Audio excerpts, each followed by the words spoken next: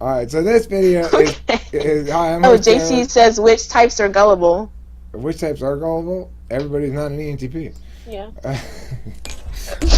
Just joking. I like a little self-aggrandizement occasionally.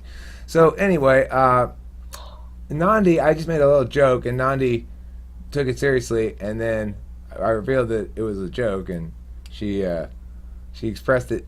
She has an ENTP friend who does that to her all the time, and she never notices when it's intended as dry humor and when it's actually intended seriously. But you see, we get really good at it eventually, and then eventually our family members can pick up on it, and it's really hard to fool our family members. But I don't know, what's the tip to that is just, I don't know, take everything with a grain of salt or something? I'm not sure. If you really, really listen for statements that you know better, that wouldn't come out of their mouths otherwise. Because my sarcasm looks a shitload like my not sarcasm.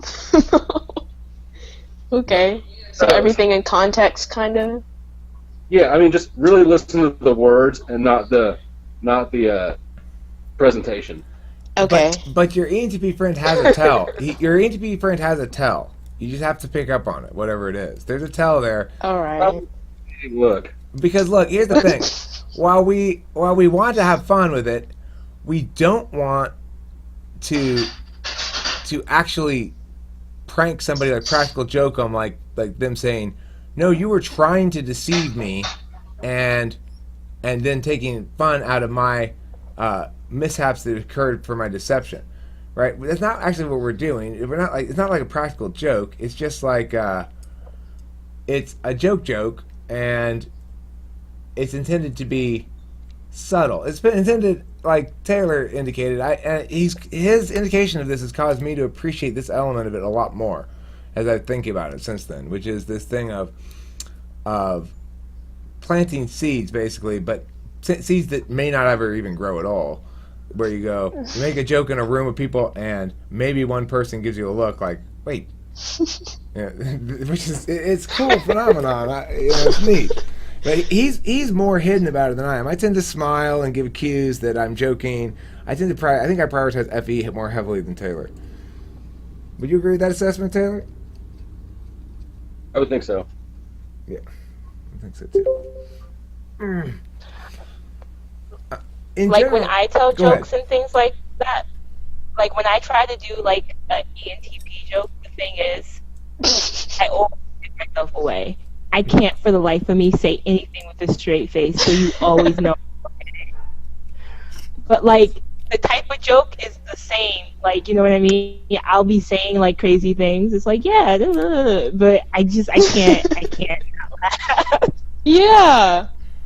Like, if I do humor with a straight face, then it's, like, obviously funny. And, like, people are supposed to laugh. And it's not something that, like, can go over your head. But, like, I can't do what ENTPs do unless I really think about it. Well, and then I'll be sitting there for, like, 30 minutes trying to figure out what to say. Another issue is I'll time normally frame. look just, like, a split second longer to see if I need to keep rolling or if someone's going to call me on it. No, if I did what the ENTP did, it would be called acting. That's what it would be called. I deserve like a standing ovation and like an Oscar or something. Because it's like hard. It really is. The thing is, there's a time frame issue to it. It's an interesting phenomenon to do it with a class of kids because it changes the dynamic in terms of you're in control of the floor basically, so you can roll it how you want. There's a certain time element to where you go, I often start telling some bullshit story that I tell with a really straight face and with a really serious tone, and then I add details that are increasingly absurd and see when they reach the boiling point and they go, that cannot possibly be true. And depending on how young they are, it tells you when they're going to reach the boiling point, right? I tell the asparagus story a lot in class, which is the story of the reason it smells like asparagus in here. Because first you get him to agree that it smells like asparagus in here. Oh my god. It totally smells like asparagus in here, huh? You know why? Do you guys know about that? What do you? It doesn't smell like asparagus. I think it does. I do smell something. What is that? It's asparagus. Oh my God. And That's so terrible. and then the story proceeds in very serious fashion. You know. Well, before we were here, the school was here. There was a factory. It was a hosiery factory where they manufactured like women's stockings and stuff. Okay. It was back before World War II. And there were these large machines that they used to knit the nylon into stockings. And there was one of the employees here, and she went by the name of Margie, and she was known to bring asparagus for lunch every day. But you see, you got to tell, in class I would tell with a totally straight face. And she'd bring it us every day, asparagus, and she'd eat it. She'd enjoy it. And then one day, they were like, why isn't Margie back from lunch? And they came in here, and the machine had pulled her in it. She was chewed, mauled, all dead like this, and the asparagus covering her from head to toe. It's true. It's 100% true. No, it's not. Why would I lie about something like that? Why would I make that up? That is so true. My INTP friend once was like, I was introducing him, or not introducing, but it was him and an ESFJ friend, and they didn't know each other very well. And he was telling her about like how he went to college and got his bachelor's, and then he kept going on and he got his doctorate or whatnot. And like now how he's like doing all these big things, and like how he's like working at a college as a college professor, and like none of those things ever happened. Like none of them. I'm behind the ESFJ, and I'm just having a fit so hard trying to keep it all in, and I'm just like, and she was really going along. He's like the same age. It was a few years ago, so we were like fresh out of like high school. We were like maybe 20, maybe, and like. He doesn't like look super old or anything, and she was just like, oh my God, you're so smart, and I'm just like, oh my God, how is she believing him right now? And meanwhile he's trying not to laugh at my laughing, or trying not to laugh, whatever. I don't know, it was just really funny. This is a TP thing and not just a me thing, but sometimes, and especially the more boring the situation is, the more likely it is to happen. I'll just start making shit up to see if I can get away with it. Yeah, that's pretty much what he was doing. It depends. Yeah, I mean, I will do that with arguing sometimes. Like, occasionally, somebody will say something, and if I'm bored, like you're saying, if things aren't moving, I'll make a particularly ridiculous argument, and then defend it for a while, just for kicks, you know. But I don't do that too much anymore. I'm pretty non-trolly, I'd say now.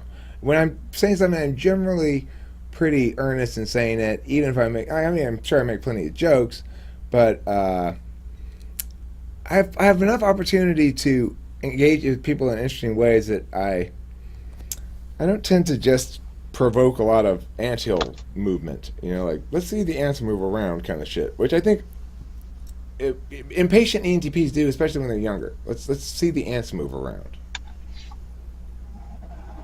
And it's not nice, and it's not cool, and it's not like. And then the ENTP, it's a failure to recognize his own existence as a member of the ant colony. Even though we are individuals, we still have to respect the fact that we're ants too, and we can't just stomp on ant colonies to make them move around. Got a lot more FE than me. Yeah, I do have a lot more. I've noticed that. I already picked up on that. I'm a little bit more actively compassionate. But of course, it's also in my best interest to be so. So, I mean, it depends on one's doings as to how much FE one needs. It could be an age factor. Could be an age factor, true. So, in a more practical sense, I would suggest that if you are encountering ENTPs who are engaging in a lot of framework stuff, a lot of like contrariness and like challenging things for dumb reasons, saying things like, but lunch is defined as blah blah blah blah blah, so how could it possibly be true that you ate lunch today? You know, shit like that. Then you just say, Well, look, Mr. ENTP, I'd prefer, if possible, not to defend my statements today. Is that And possible? if the situation is boring, it's about 10 times more likely to happen. Right. Yeah. That thing, I think if you tell them that directly, though, actually... New audience trigger, probably. What's that? A new audience to fuck with is probably another trigger. Boredom, new people. Right. My ex-wife always said I made terrible first impressions. I think the reason is what you just said. The impression I'm trying to make when I first arrive is probably not the impression that she viewed as a good impression, I guess. But I feel the need to go in and... I don't know, I'm trying to work on it a little bit. I don't know why I make such bad first impressions with new groups, new people, exactly, except my disruptive nature gets the better of me. If your ex-wife is like my ex-wife, she probably doesn't realize that not everyone is worth a good first impression. Well, that's true. She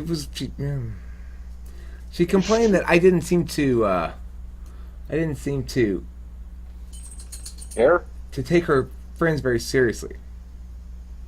If your ex-wife is like my ex-wife, Well, I liked her her friends friends fine. should be I liked them fine, but they just... I don't want to talk about that thing that you guys are talking about, really. It just doesn't... I don't even know how to talk about it. I don't get what you guys are doing here. You're not making any progress on this topic at all. Yeah. It's like they're circling the drain on the MTV Music Awards or something. Right.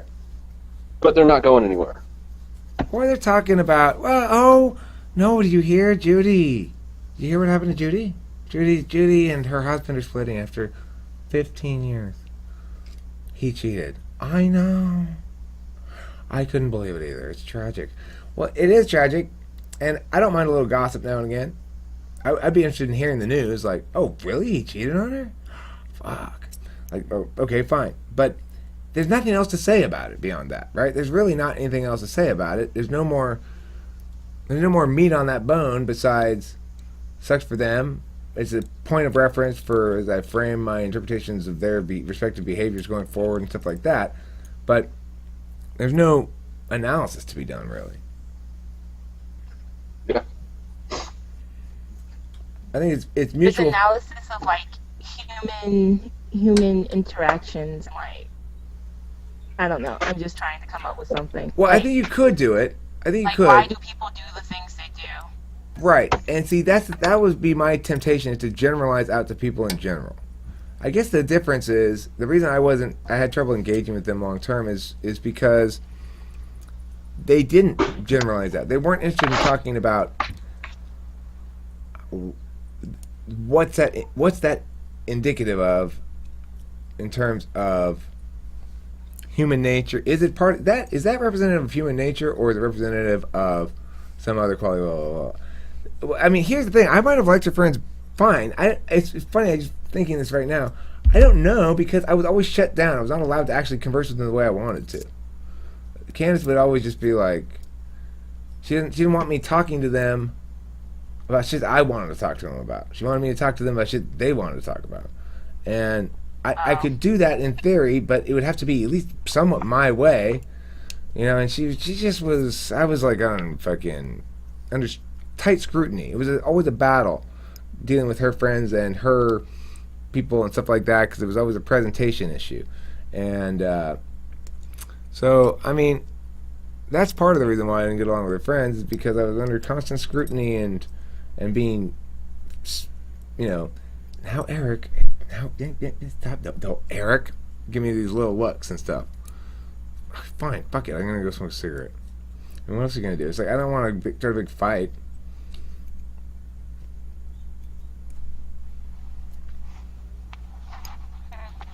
I mean, I talk about people a lot. Like, not necessarily gossip, but just, it's more like how people interact interact in my life, or like, I mean, I might talk about something that happened to somebody, but I always try to frame it in a positive way so that it's less gossipy and more, I don't know, That's just factual or feels something. fake, though. What? Maybe not for you specifically, but when people always try to end something on a positive note, it kind of feels fake.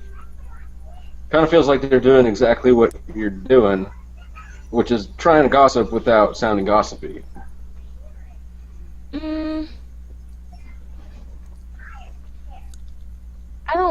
I mean, I'm trying to figure out like what I do, and then I kind of think about like why other people might do what they do. Because the fact Like, is it's not. that not everything has a positive light to it, and not everything needs to be positive, and sometimes people are just shitty. I guess, but like, okay, like what Eric was saying though, like with the conversations that they were having, and it might be just different because I don't know if it's just an SJ-SP difference, but like when I talk about people specifically, it's more trying to figure out specifically what they were thinking, not what people do in general. Always, like, I always try to relate it back to the specific event that happened. And I mean, so it's different. I don't know why I do that. It's just something that I've Are you looking observed. to absolve them? Or are you looking to condemn them? Or are you looking to understand them? Understand them. Ah, there's your mistake. There's your mistake. What you want to do is look to condemn or absolve. Yes. Why do I want to do that? I don't Why know. can't I just want to understand them? You can want to understand them fine, JC. That's I'm totally always fine. just looking. I think I'm always trying to just looking to understand them, and I mean. But what if I they did agree do that something people- bad? What if they did something bad? Is it more important to understand why they did something bad, or is it more important to condemn them for it? Like, you wouldn't try to understand a wanna mass know their murderer, right? Would I attempt to understand a mass murderer? I mean, would you say the important thing is that we understand him? I mean, maybe. I think understanding what he was thinking at the time, I don't know. It just might. I don't know if it'll help, but I think in the end, that's what I would attempt to do. I don't think I would be looking just to. I mean, it depends. Is he a psychopath? Because if he's a psychopath, then I mean, yeah, sure, throw him in jail, whatever. But I'm saying, like, if he's like, what? Go ahead. If there's like actual reasons for their actions, I'm not saying that we shouldn't condemn them, but I think that we should understand them first and then condemn them. Or understand, like, we have to know their intentions before we can. What are we condemning? I mean, I guess we could condemn their actions. Can we condemn and understand them? Yes. Hey, does it matter why someone did something? Is a hate crime worse than a regular crime? If I kill someone, does it matter if I did it for a racially motivated reason? Yes. Why? It matters. I would say that it doesn't, because the reasoning doesn't matter. If it's something that's wrong, it's wrong. And But if you could change, if you could change their mindset, if you could understand their mindset and possibly change their mindset, then you could eventually change the behavior. How many chances of killing people because of their race are you going to get before your behavior modification solution before you're done trying out your behavior modification solution? I'm not saying like it's like correct in every single situation per se, but I think as a general rule to life, I think that's how I go about it. Descriptive, not prescriptive. Descriptive, she's saying. Yes, okay, got you, JC. JC doesn't want to Yeah, but get the pew, pew, pew, pew, pew, pew, pew, pew. Okay, nothing ever for me is prescriptive. That's how I avoid fights, okay? All right, gotcha. I'm just describing. I respect your peaceful nature, JC. I respect it. You have the respect of a collegial nature. Describe something to you anyways. I haven't. What did you say? He wants to prescribe. Go ahead and give your prescription. Oh, go ahead. I'm wrong. Why? Oh, I don't have a prescription. I just wanted to prescribe to the fact that I'm going to prescribe stuff to her so she can't avoid the conflict if I want to. Right. Oh. You set it up. Such as life. I mean, I get pulled into stuff. It's fine. I don't mind that much. But you might get frustrated with me. Is all I have to say to that by the end of the conversation. Because you won't argue back? Or because you think that, like, wrong things? I don't think we would get frustrated, JC. I don't think we get frustrated with you. Because, look, we've experienced a frustrating conversation type. Frustrating conversation type are those who make claims and then won't defend them and also won't repudiate them. That's extremely frustrating. You are trying to avoid making claims. Yes, Taylor. You've correctly identified the individual. Yeah. You're trying to avoid argumentation. For an FE heavy ETP like me, that means immediately, oh, okay, you're those people over there that don't argue with me. Yeah. There is that kind of like almost respect for it.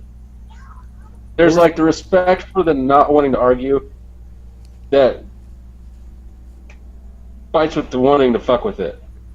But see, as long as you're not a personality type that doesn't want to argue and also wants to insist they're right. See, that's you can't have both. You can have not argue, but you can't also be always insisting you're right about shit. Right. Okay. What was the topic in this video? Did we have one?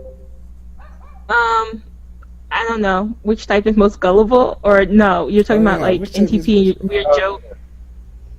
Who's most gullible? Oh, Diamond R suggested that it's the ESFPs. ESFPs are most gullible? Possibly. I mean, possibly. I think it's possible. Yeah, definitely. I just don't know a lot of ISFPs. I would suspect they would be gullible. But who would want to try to trick them? I know. Who would want to try to trick them? Anyone around them. Yeah, I can see ISFPs being gullible. See, I don't try to trick them. I feel like they have no defenses. I think the ESFPs are more gullible because they've got the social inclination where they don't want to go against the grain. So, like one ESFP I know, I convinced her that Asians had sideways vaginas.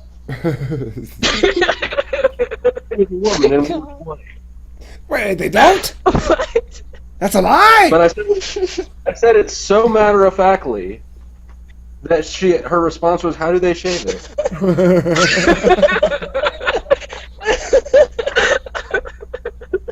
And I said, just like a mustache. It's been on for way longer than you'd think it should. I don't know. I think it depends on what it is. I could be gullible about something.